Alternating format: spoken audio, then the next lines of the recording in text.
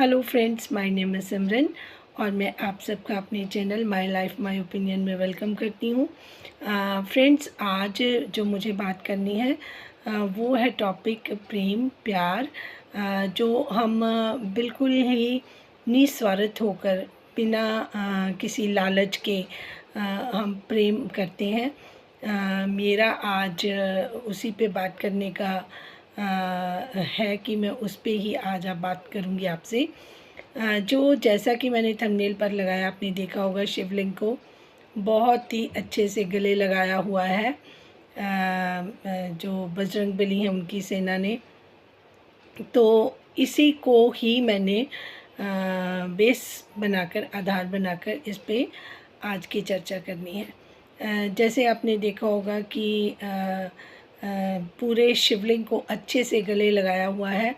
तो यही मुझे समझाना था कि जितना भी कोई भी आप मंत्र करते हैं, अगर आप शिव भक्त हैं तो शिव का मंत्र जाप करते हैं, तब जो अवेकनिंग में है या जिनकी जर्नी स्पिरिचुअल ग्रोथ में है, वो मेरे से इत्तेफाक ज़रूर रखेंगे। वो समझ सकते हैं कि मैं आपको एक बहुत प्यारी बात बताने वाली हूँ कि जब आप शिव को याद करते हैं, शिव को प्रेम दिखाते हैं, शिव का नाम लेते हैं, तो उनके इर्द गिर्द जितने भी उनके देवी देवता हैं वो आपको खुद आकर ब्लेसिंग्स देनी शुरू कर देते हैं। मेरे साथ कई बारी ऐसे एक्सपीरियंसेस हुए हैं जब मैं मंत्र जाप करती हूँ, चाहे मैं 2 बार भी मंत्र जाप करूँ, क्योंकि मेरी आदत है, मैं उठते बैठते हमेशा मेरे अंदर मंत्र जाप चलता रहता है। मैं ग्रेटिट्यूड में रहती हूँ।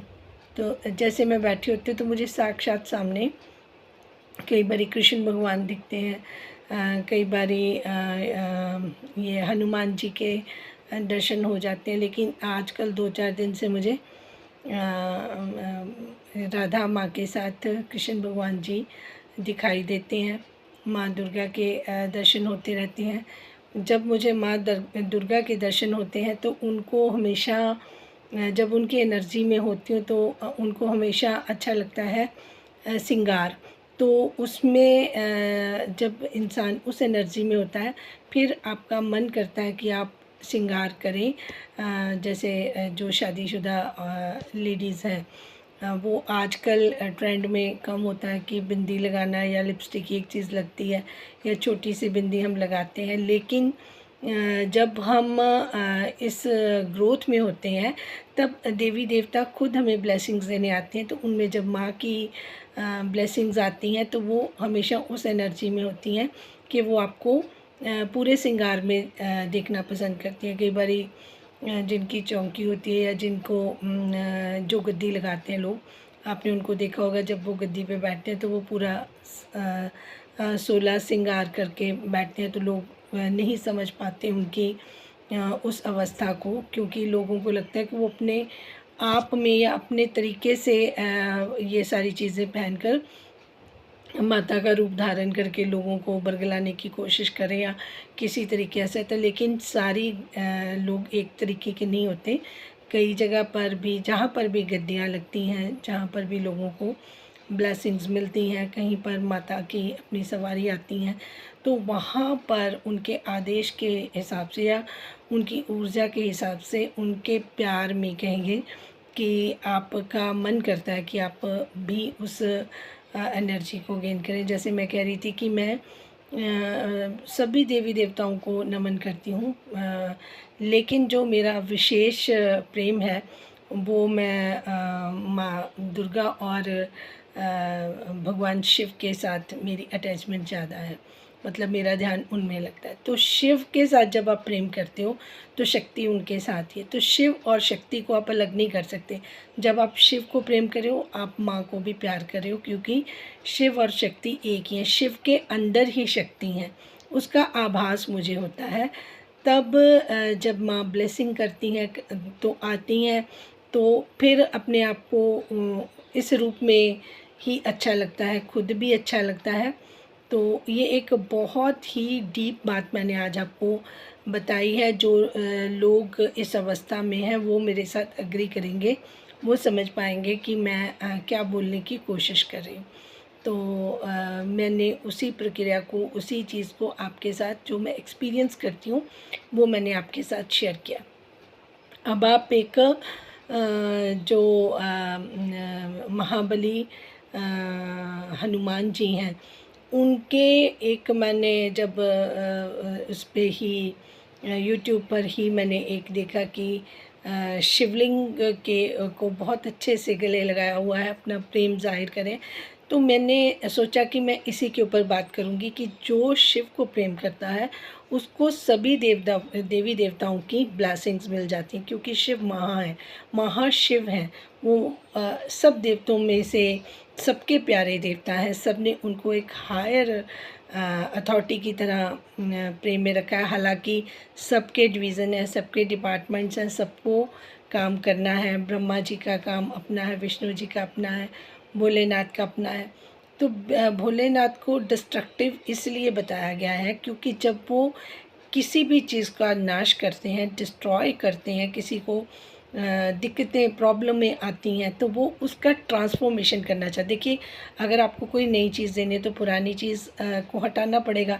अगर वो पुरानी चीज़ आपके फेवर में नहीं है या आपके लिए अच्छा काम नहीं कर रही है या आपके लिए सही नहीं है, उस चीज़ को डिस्ट्रक्शन में लाया जाता है। अगर सपोज़ कीजिए आप एक जॉब कर रहे हैं, ठीक है जी, तो आप भगवान चाहते हैं कि आप कोई बिज़नेस करें, कोई अच्छा काम करें, आपकी अर्निंग अच्छी हो, तो वो आपकी जॉब छुड़वा देंगे। तब आप बहुत टेंस हो जाओगे, डिप्रेशन में चले जाओगे कि मेरे पास तो जॉब भी चली गई, अब मैं क्या करूँ। लेकिन दिनों दिनों में वो आपको ऐसा सहारा, ऐसा सपोर्ट या ऐसे रास्ते बना देंगे कि आपका बिज़नेस स्टार्ट हो जाएगा, उसमें आपका मन भी लगेगा और आपका काम बहुत जल्दी जल्दी अच्छा हो जाएगा।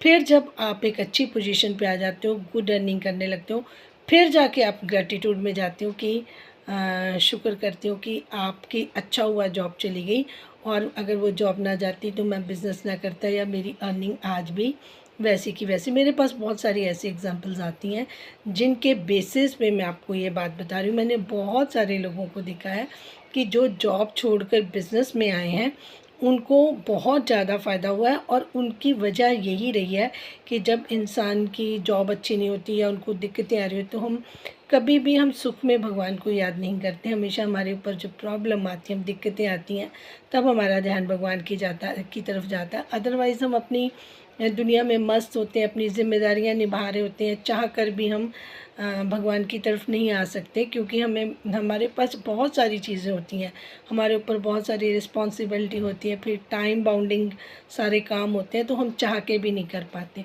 लेकिन जब हमें कष्ट होते हैं, प्रॉब्लम होती है, तो हमें सबसे पहले भगवान ही याद आते हैं। हम उनके आगे ही प्रार्थना करते हैं, और प्रार्थना में बहुत सारा पावर होता है, और उसी प्रार्थना के बेसिस पर हम बड़े बड़े संकटों को पीछे हरा देते हैं।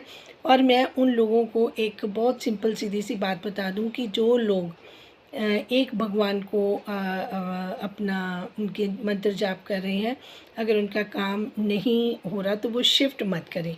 कोई भी भगवान है, देखिए, अगर आप एक भगवान को अच्छे से मान लोगे ना, और उनकी आपको पूरी कृपा होनी शुरू हो जाएगी, तो जितने और भी भगवान हैं वो आपको खुद आकर ब्लेस करके जाएंगे। इसका एक्सपीरियंस मैं आपको सच में बता रही हूँ। मेरा ध्यान भी ठीक है, मुझे राधा कृष्ण बहुत पसंद है, मुझे और देवी देवताओं में भी मेरी आस्था है, मेरी मानता है, लेकिन जो डेली का मेरा है मन, वो मेरा इसी में रमता है, मेरे शिव शक्ति में, और भगवान शिव और माँ दुर्गा के अंदर। फिर देवी की तो सारे ही बहुत सारे रूप हैं, वो सारी देवियाँ ही हम जब करते हैं तो नव दुर्गा को ही प्रणाम हो जाता है।